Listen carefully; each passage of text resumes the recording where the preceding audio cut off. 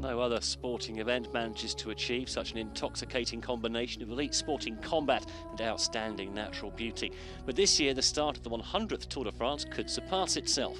Sporting the usual mix of stages, flat, hilly mountains with 4 summit finishes, individual time trials and a team time trial, organisers have added a new venue with the start taking place on the beautiful Mediterranean island of Corsica.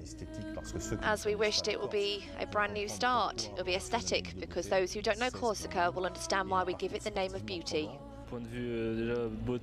As far as the beauty of the landscapes is concerned, it will be pretty impressive indeed. There will be a lot of people along the roads of Corsica.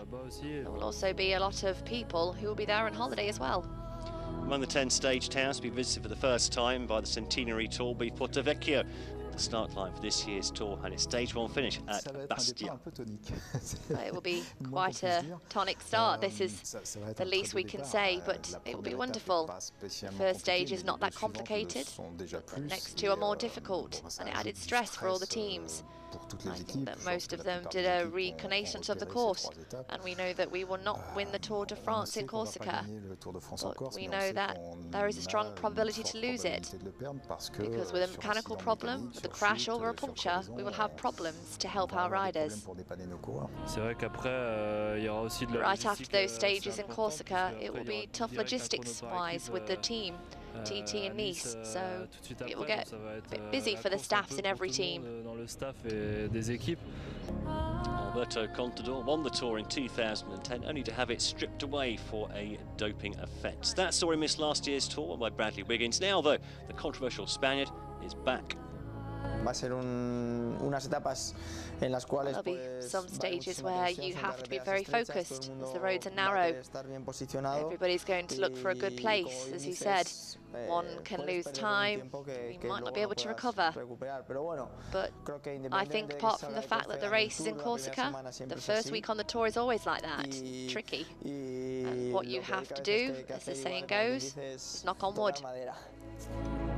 Corsica will host the first 3 stages of the 100th Tour de France. The first from Porto-Vecchio to Bastia will be a flat 213-kilometre leg stretcher. The next 2 will be more hilly, to Ajaccio and then to Calvi. The first stage will be flat, but straight away the next 2 stages will become very difficult and short, so the race will be very fast in Corsica.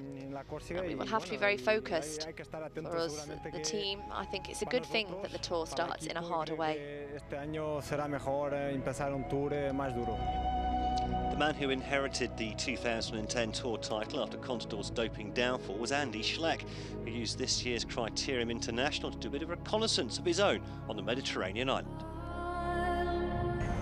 There's a lot talking about it, but it's not going to be decisive for the race finally. It's hard, but you know, when you start in Normandy with the wind, it's also hard. So the first days of the Tour is always hard, no matter where it is. But Corsica is one day of the 3 you have to be really careful. You have to be careful the 2 others as well. But one day, it might be a danger, but it's not going to be decisive who have yellow in. Corsica might not decide the ultimate destination of this year's Maillot Jaune, but there's no doubt that the start of the 100th Tour de France will be well worth watching.